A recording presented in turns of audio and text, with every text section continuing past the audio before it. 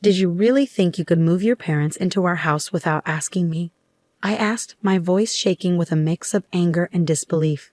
Ryan, my husband of 6 years, looked up from his laptop with a smirk that I had grown to hate.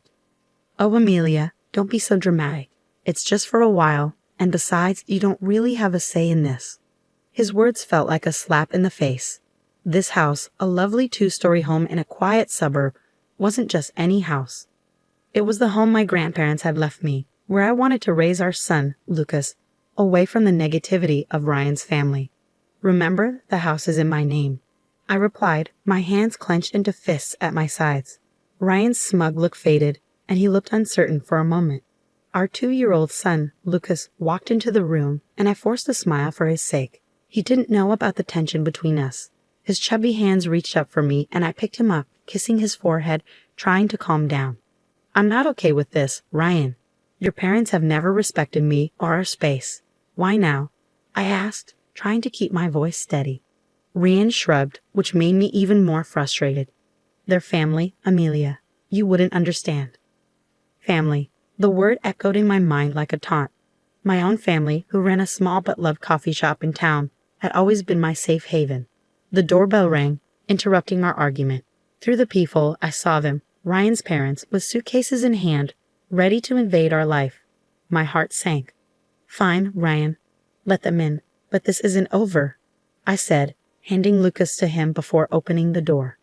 Amelia, darling, Ryan's mother said, walking past me without even looking at me.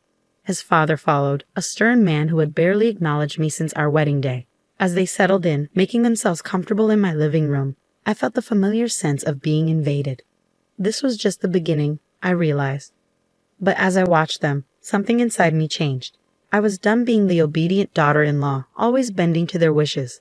I went into the kitchen, my mind racing. This was my home, my safe place, and I was ready to fight for it.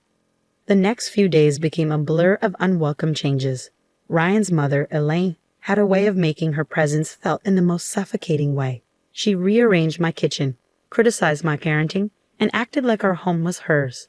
Lucas shouldn't be eating that, Amelia. It's not healthy, Helene said one morning as I prepared Lucas's breakfast. I held back a sharp response, feeling the familiar sting of her judgment. He's fine, Elaine.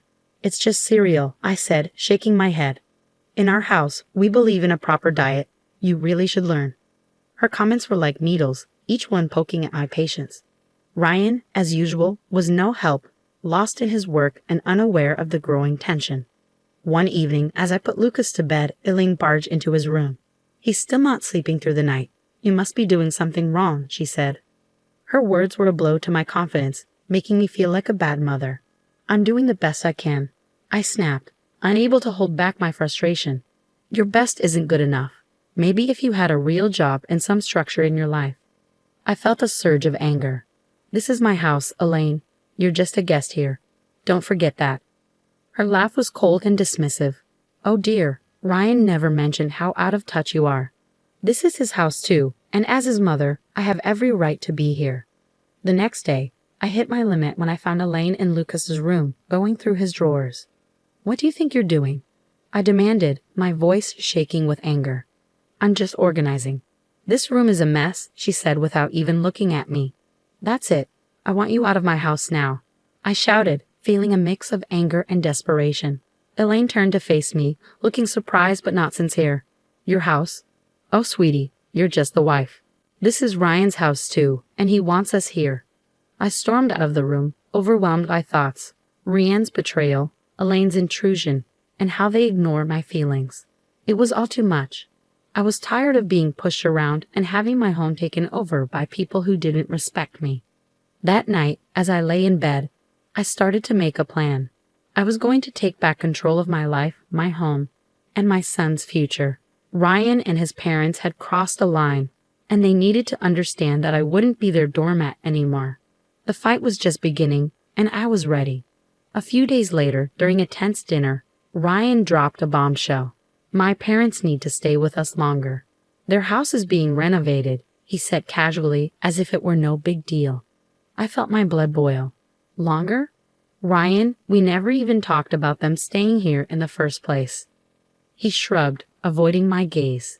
It's just for a few more weeks. What's the big deal? The big deal is that your mother treats me like an outsider in my own home. I shouted, my frustration boiling over. Elaine, overhearing us, jumped in with her usual condescending tone. Amelia, you're overreacting. We're family. You should be more accommodating. Their words only made me more determined. I wasn't going to let them walk all over me anymore. It was time to fight back. The next morning, I called my brother Alex, who had always been my support. They're taking over my life, Alex. I can't handle it anymore, I said, trying to hold back tears.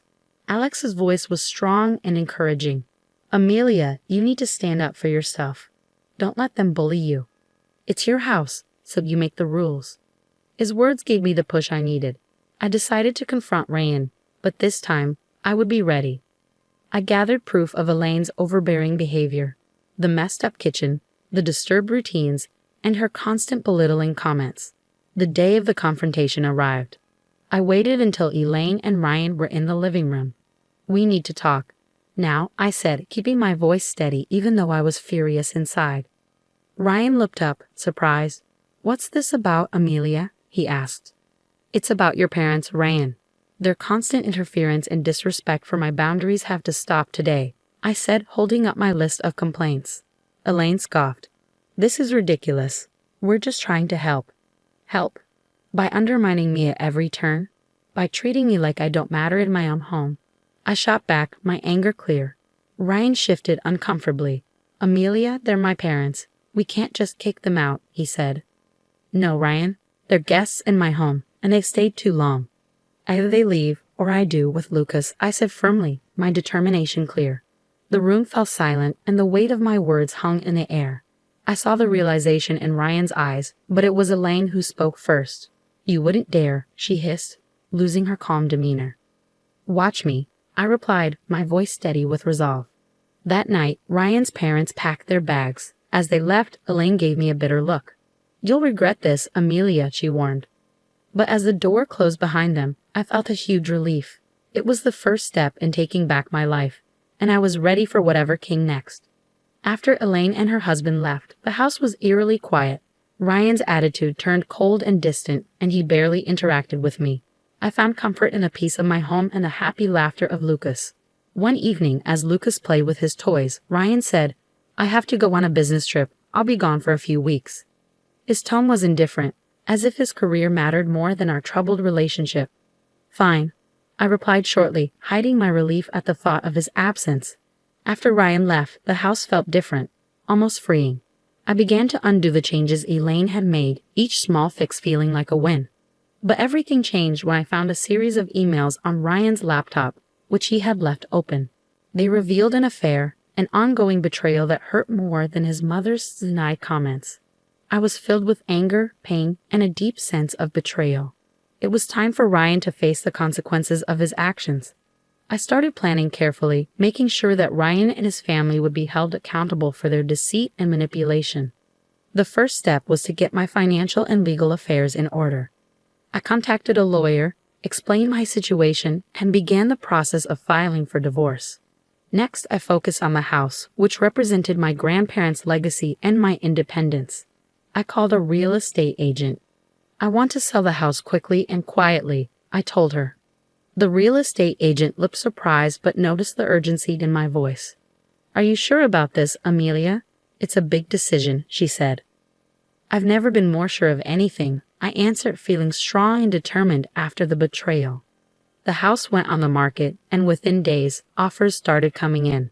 The thought of Ryan coming back to find he had lost his control over everything gave me a grim satisfaction.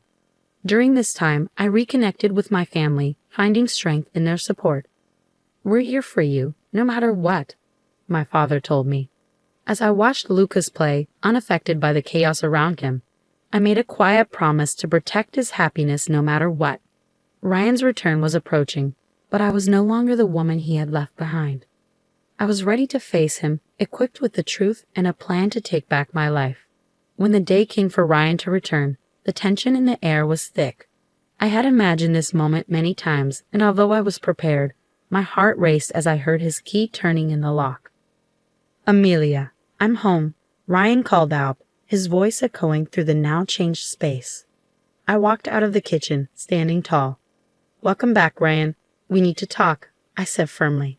He looked around, noticing the changes I had made. "What's going on?" "The house looks different." I stayed calm. "I sold the house, Ryan. It's no longer ours." His face showed shock and anger. "You did what?" "You can't just sell our house without telling me," he argued. "It's my house, Ryan. And after what I found out, I don't think you get a say anymore." I replied, my voice calm but filled with anger. He scoffed, trying to hide his surprise. "What are you talking about?" "The affair, Ryan." "I know everything," I said, watching as his calm act fell apart. He tried to deny it, but it didn't last long. "Amelia, it's not what you think," he begged. "I think it's exactly what it looks like. You betrayed me and our family," I responded, my hurt clear in my voice. Ryan went from shocked to angry. "You're overreacting. We can work through this," he said. "There's no we anymore, Ryan." "I filed for divorce," I said, handing him the papers. The conversation turned into a blur of accusations and denials, but I stood firm. The man I had married was gone, replaced by someone driven by selfish desires. As he stormed out, promising to fight the divorce, I felt a mix of freedom and worry. I had taken the first step toward a new life, but I knew the struggle wasn't over. In the weeks that followed, everyone learned about our situation. Ryan's parents, who had been so confident and overbearing, were now caught up in the fallout from their son's actions. They tried to contact me, but I ignored them completely. I focused only on Lucas and finalizing the divorce. When the court hearing day arrived, Ryan looked defeated, finally realizing the gravity of what he had done. The judge granted me the divorce and custody of Lucas, and I felt a sense of justice. Ryan's attempts to reconcile after the hearing were ignored. "You made your choice, Ryan. Now live with it," I said, walking away from him for the last time. News of our divorce and Ryan's affair spread quickly, damaging his reputation and relationships.